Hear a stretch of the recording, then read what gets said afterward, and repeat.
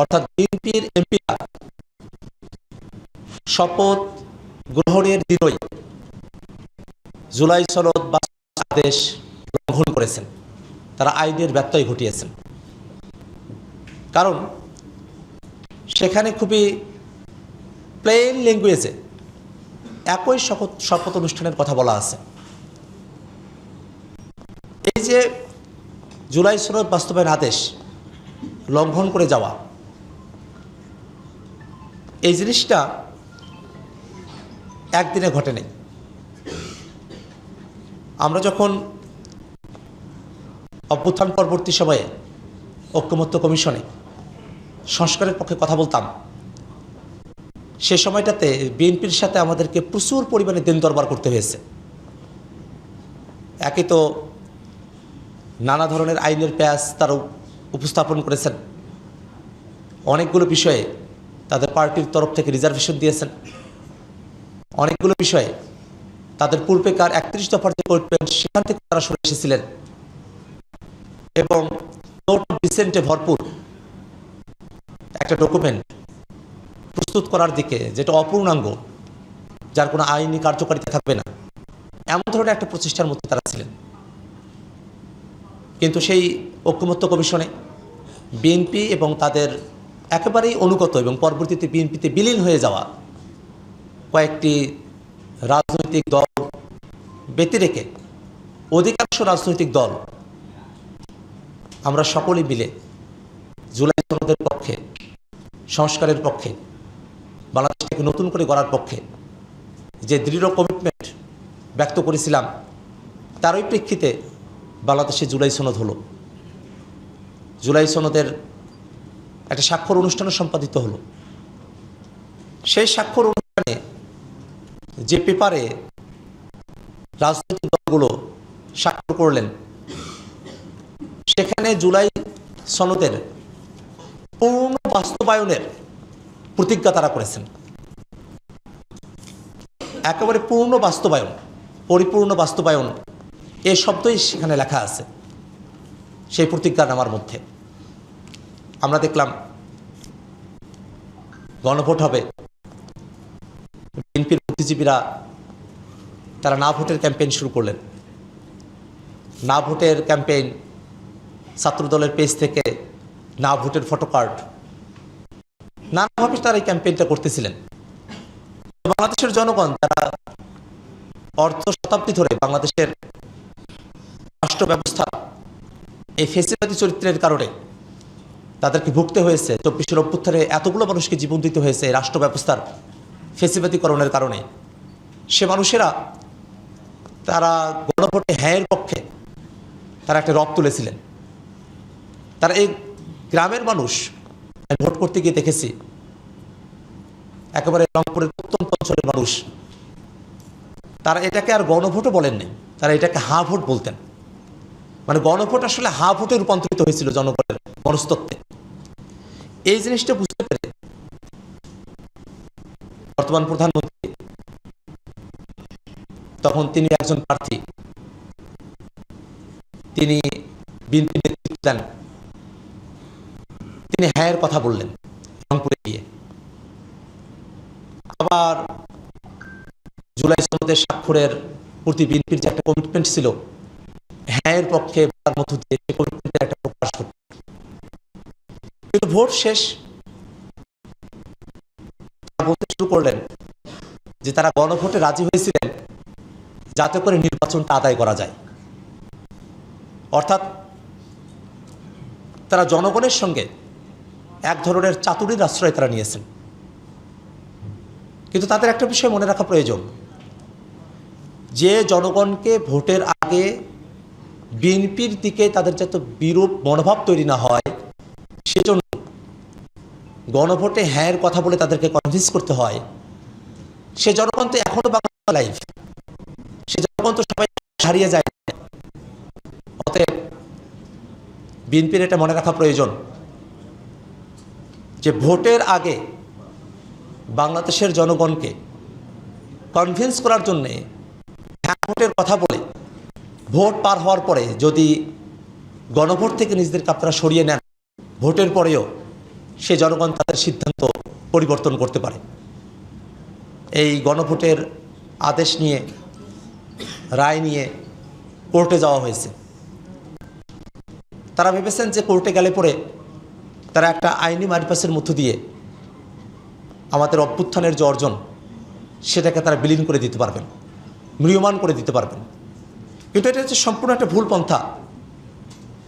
রাজনৈতিক প্রশ্নকে অভ্যুত্থানের মধ্য দিয়ে আসা জনগণের সার্বভৌম অভিপ্রায় প্রকাশকে যে কোনোভাবেই কোর্টের কাছে সীমাবদ্ধ করা যায় না, কোর্টের অধীনস্থ করা যায় না, সেই সাধারণ বুঝটুকু থেকে তারা দূরে সরে এসেছেন।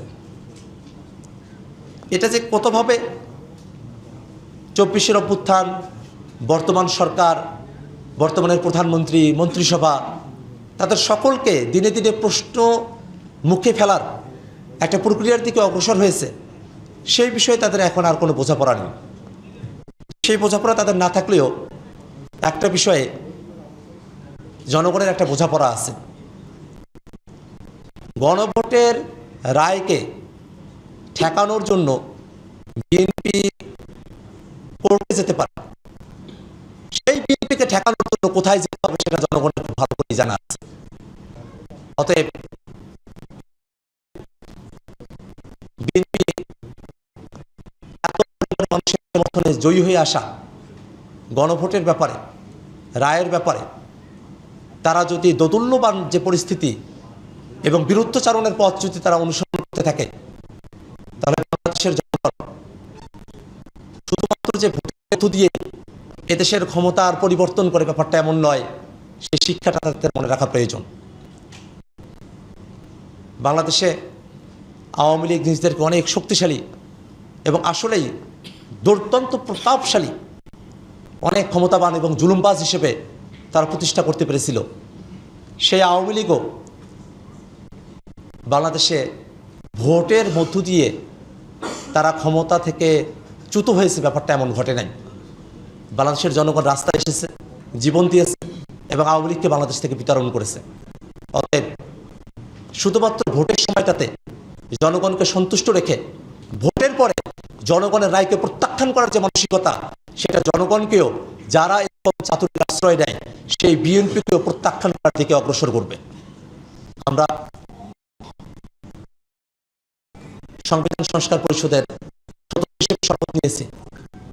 আমরা জনগণের আমাদের উপর যে অর্পিত দায়িত্ব, সেই দায়িত্বের প্রতি শ্রদ্ধাবোধ রেখে বাংলাদেশটাকে সামনের থেকে এগিয়ে নিয়ে যাওয়ার জন্যই এবং জুলাই সনদ বাস্তবায়ন আদেশে যেমনভাবে বলা আছে ঠিক সেটাকে পরিপালন করার জন্য আমরা একই দিনে সংসদ সদস্য হিসেবে এবং সংবিধান সংস্কার পরিষদের সদস্য হিসেবে আমরা শপথ গ্রহণ করেছি।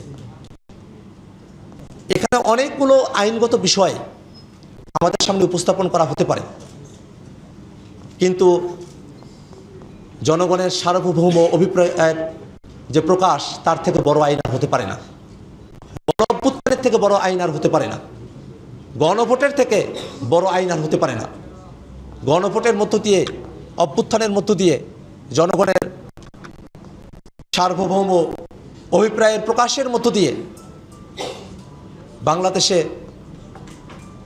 যে কনস্টিটিউয়েন্ট পাওয়ার বাংলাদেশের রাষ্ট্র কাঠামোতে নতুন করে প্রযুক্ত হয়েছে, সেটাকে হেলায় ফেলায় তার থেকে সাবঅর্ডিনেট কোনো আইনের ফাঁক ফেলে সেটাকে যদি ধূলিসাৎ করার চেষ্টা করা হয়, তাহলে বাংলাদেশের জনগণ এটাকে গ্রহণ করবে না। আমরা বিএনপির যারা সংসদ সদস্য আছেন, এমপি আছেন, তাদেরকে দেখাতে চাই যে আপনারা ইতিমধ্যে জনগণের রায়কে প্রত্যাখ্যান করেছেন, আপনারা ভুল পথে আছেন, আপনারা আইন লঙ্ঘন করেছেন। আইন লঙ্ঘন করে কিভাবে আইনসভার কেউ সদস্য হয়, সেটা একটা বড় প্রশ্ন। আপনারা জুলাই সনদ বাস্তবায়ন আদেশ লঙ্ঘন করেছেন, কিন্তু এখনও আপনাদের সামনে সেই সুযোগটা আছে। আপনারা নানা ধরনের যে ফাঁদগুলোতে আপনাদেরকে ফেলতে চাওয়া হচ্ছে, সেই ফাঁদগুলোতে না পড়ে এই বাংলাদেশটাকে নতুন করে সামনে থেকে এগিয়ে নিয়ে যাওয়ার মানসিকতার জায়গা থেকেই আসছে 12 তারিখ সংসদ অধিবেশনের শুরুতেই সংবিধান সংস্কার পরিষদের সদস্য হিসেবে আপনারা শপথ গ্রহণ করে সংসদ সদস্য হিসেবে এবং সংবিধান সংস্কার আপনাদের কার্যভার পালন করা শুরু করবেন, এই আশাবাদ আমরা আপনাদের কাছে রাখছি। আপনারা আপনাদের খোলা রাখুন। এই বাংলাদেশকে আমরা পুরনো ফেসিবাদের কাঠামোর দিকে আমরা ফিরে যেতে দেব না। আমরা এই বাংলাদেশের মানুষ 24 পরবর্তী বাংলাদেশকে নতুন করে গড়ার জন্যই আমরা জুলাই সনদের প্রেক্ষিতে ঐক্যমত্য কমিশনে আমরা বসেছিলাম, আলাপ আলোচনা করেছিলাম।